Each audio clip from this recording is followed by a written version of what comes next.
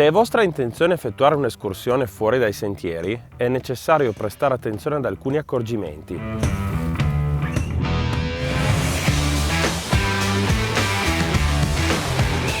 Il terreno che andiamo ad affrontare è impervio, per questo è fondamentale avere delle calzature adatte, preferibilmente alte e con una suola idonea.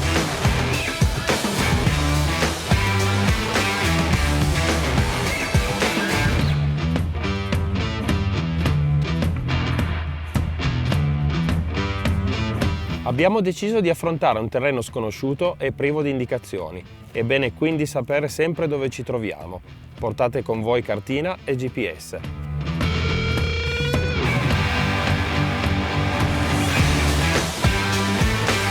La progressione deve essere idonea al tipo di terreno che stiamo percorrendo, mantenendo il baricentro basso, con passi brevi e utilizzando i bastoncini per aumentare l'equilibrio.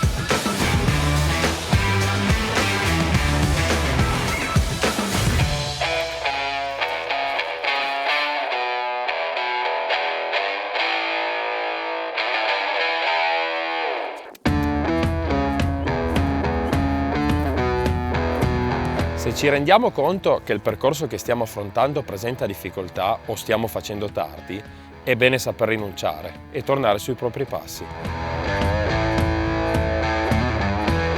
Muoversi liberamente negli spazi aperti è decisamente appagante, se fatto con coscienza e con le dovute precauzioni.